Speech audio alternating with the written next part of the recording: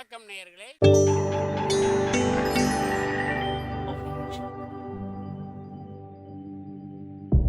மகிழ்ச்சிக்கோர் தென்கட்சி என்ற அலைவரிசையில்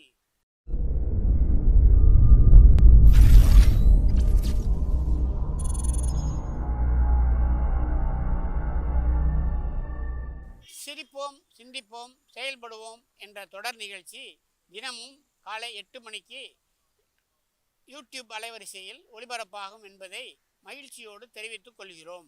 ஒரு பெரிய அரசன் இந்த உலகம் பூராவையும் ஆண்டுக்கிட்டு இருந்தான். ரொம்ப காலம் அப்படி அரசாட்சி பண்ணிக்கிட்டு இருந்தான். திடீர்னு அவனுக்கும் சில எதிரிகள் முளைச்சாங்க. அவங்கெல்லாம் ஒன்று சேர்ந்து இவனை தோற்கடிச்சுட்டாங்க. தோற்று போனதும் இவனுக்கு பயம் வந்துட்டுது, எங்கே எதிரிகள் நம்ம கொண்டுடுவாங்களோ அப்படின்னு. வெளியில் வந்தால் தனக்கு ஆபத்துன்னு பயந்துக்கிட்டு யாருக்கும் தெரியாமல் ஒரு குகைக்குள்ளே போய் பதுங்கி கிடக்கிறான். நிலைமையை பாருங்கள்.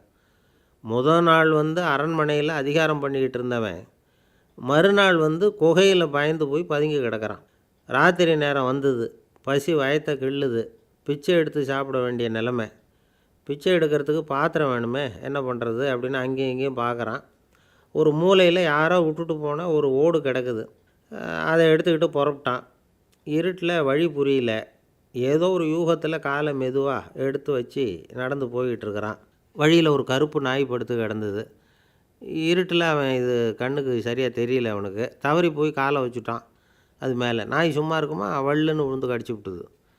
காலை பார்க்குறான், காலத்தையும் நினச்சி பார்க்குறான். அரண்மனையில் வீரக்கழல் அணிந்த காலை உடைய மன்னா அப்படின்னு புகழ்வாங்களே புலவர்கள்லாம். ஆனால் அது இன்றைக்கி நாய் கடித்த காலம் ஆகிட்டுதே அப்படின்னு நினைக்கிறான். அது மட்டும் இல்லை, முன்னாடியெல்லாம் பொற்கிண்ணங்களில் தான் அவன் சாப்பிடுவான். ஆனால் இப்போது உடஞ்சி போன ஓட்டு, அது ஓட்டை கையில் வச்சுக்கிட்டு நிற்கிறான். அதில் யாராவது சாப்பாடு போடுவாங்களான்னு. முன்னாடியெல்லாம் நிறைய பேர் அரண்மனைக்கு வருவாங்க. அரசருக்கு காணிக்கைன்னு சொல்லி இவன் காலடியில் கொண்டாந்து கொட்டுவாங்க. அப்போல்லாம் இவன் அந்த ஜனங்களுடைய முகத்தை திரும்பி கூட பார்க்குறதில்ல. ரொம்ப கர்வமாக உட்காந்துருப்பான். அதே ஆள் இன்றைக்கி எல்லார் கண்ணுலேயும் படுறது மாதிரி பிச்சை எடுத்துக்கிட்டு இருக்கிறான்.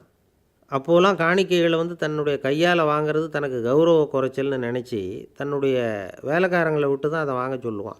இப்போ பார்த்திங்கன்னா அவனே தன் கையாலேயே பிச்சை வாங்குறான். நினச்சி பாருங்கள். அந்த மனுஷன் நாள் அரசன், மறுநாள் பிச்சைக்காரன். எவ்வளோ வித்தியாசம். செல்வம் தான் இப்படி ஒரு வித்தியாசம் ஏற்படுறதுக்கு காரணம்.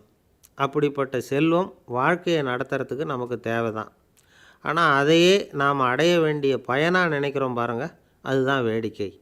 இதை நம்மாழ்வார் அழகாக ஒரு பாசுரத்தில் சொல்கிறார்.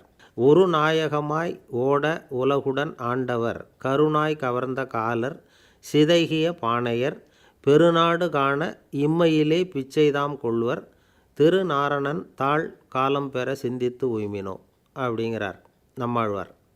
ஒரு பெரிய பணக்காரர் ஒரு துறவிகிட்ட போய், சாமி என்கிட்ட நிறைய பணம் இருக்குது, இருந்தாலும் நிம்மதி இல்லை, என்னால் நிம்மதியாக இருக்க முடியல, என்ன காரணம்னு கேட்டாராம். உடனே அந்த துறவி இதுக்கு நேரடியாக பதில் சொல்லாமல் பக்கத்தில் நின்றுக்கிட்டு இருந்த ஒரு குழந்தைய கூப்பிட்டார். அது ஓடியாந்தது. ஒரு ஆப்பிள் பழத்தை எடுத்து அது கையில் கொடுத்தார். அதை வாங்கிக்கிட்டு குழந்தை சிரிச்சுது. இன்னொரு பழத்தை எடுத்து கொடுத்தார். அதை இன்னொரு கையில் வாங்கிட்டு சிரிச்சுது. மூணாவது ஆப்பிள் எடுத்து கொடுத்தார். 2 பழத்தையும் நெஞ்சில் அணைச்சிக்கிட்டு 3ஆவது பழத்தையும் வாங்கிறதுக்கு முயற்சி பண்ணிச்சு. ஆனால் அது உடனே நழுவி கீழே விழுந்து உருண்டு ஓடிச்சு. ஏற்கனவே இருந்ததும் விழுந்துட்டுது. இப்போ அந்த குழந்தை அழ ஆரம்பிச்சுட்டுது. இப்போ அந்த துறவி பணக்காரர்கிட்ட சொன்னாராம், குழந்தைய கவனிச்சியா, 2 ஆப்பிள் போதும்னு அது நினச்சிருந்தா இப்போ அது அழ வேண்டிய அவசியம் வந்திருக்குமா அப்படின்னாராம். எதுவுமே அளவுக்கு மிஞ்சினா துன்பந்தான். இந்த காலத்தில் இதெல்லாம் யார் காதில் வாங்குறாங்க? ஒருத்தனை நல்ல வழிக்கு கொண்டு வரணும்னு நினச்சி அவனை கூப்பிட்டு உட்கார வச்சு இந்த கதையை சொல்லிகிட்டு இருந்தாங்க.